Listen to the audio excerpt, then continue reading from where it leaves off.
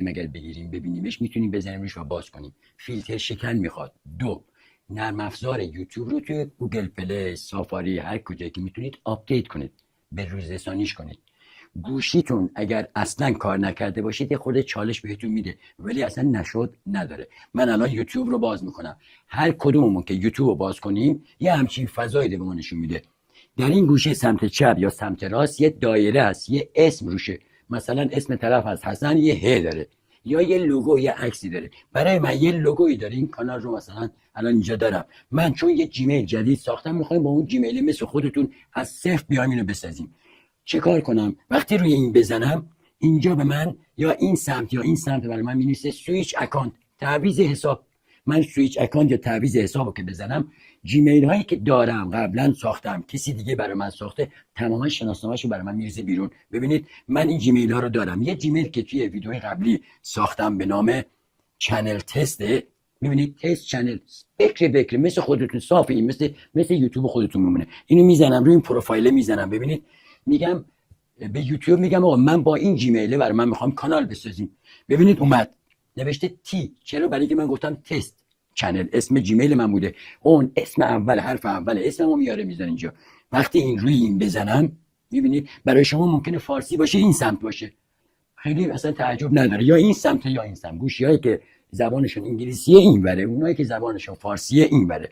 نوشته یو، شما. ما بهشون میگیم توی بهش میگیم پروفایل.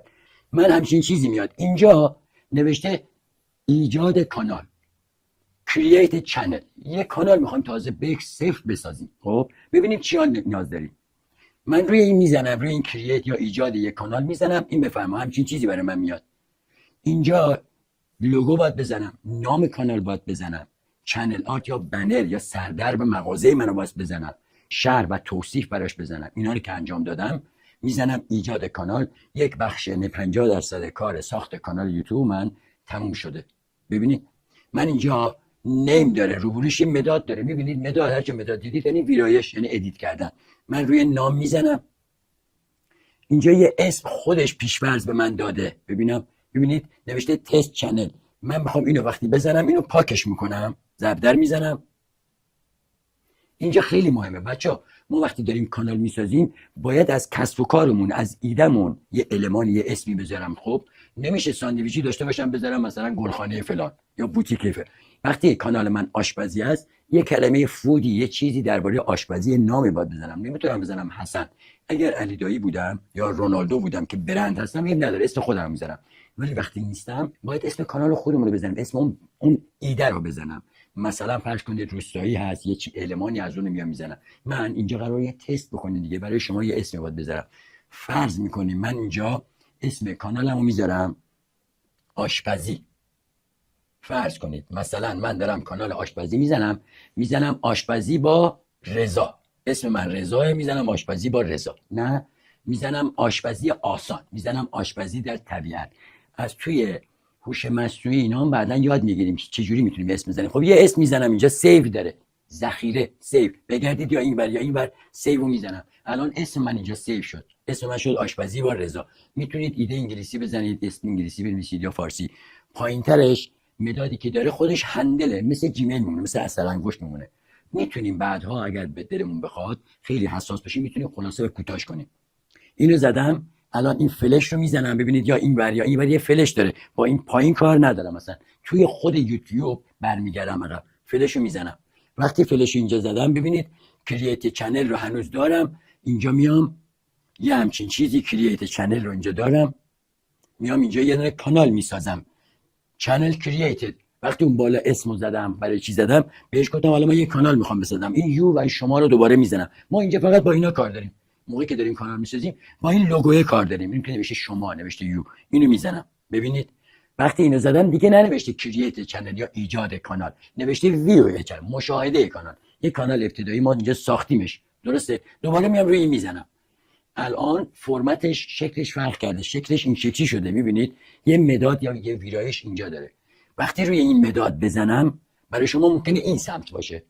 وقتی روی میزنم اینجا به من اجازه میده یک لوگو داشته باشم، یه امضای، یه اثر است از کانال من، موضوع کانال. فرض میکنید من آشپزی دارم حرف میزنم، دارم کار میکنم، روی این لوگو وسطیه میزنم. اون دایره‌ای هست که پایین بود اینجا طراحیش میکنم.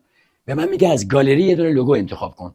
لوگوی قبلا طراحی شده تو گالری ماست، نه یه عکس از صورتمون هست میذاریم اینجا. ببینید این یه لوگوه، مثلا این مال لوگوی یکی از دانشجوهای ما که تو کلاس حضوری ساختیم براش.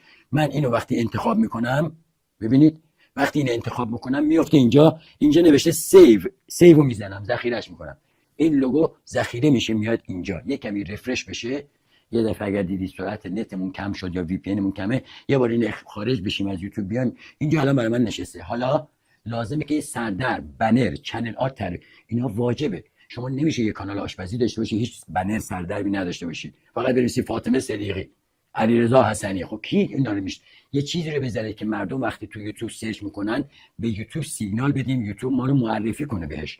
پس اینجا میخوام یه سردرب، یه چنل آرت بزنم، ببینم میتونم اینجا من این چنل آرتمو پیدا کنم. میگه که از گالریتون انتخاب کنین. پایین میگه از گالریتون میخواید انتخاب کنین. یه دونه چنل آرت خانم الی براش ساختیم، خودش ساخته. اینو میزنم. وقتی اینو بزنم ببینید یه همچین شکلی میاد، یه جورایی نامفهومه. من لازمه که با دستم اینو بکشمش اینجوری، ببین میشینه خوشگل اینجا. وقتی اینجا نشست سیو میزنم، ذخیرهش میکنم. بچه‌ها چنل آرت باید در یک فرمت و در یک قالبی طراحی بشه.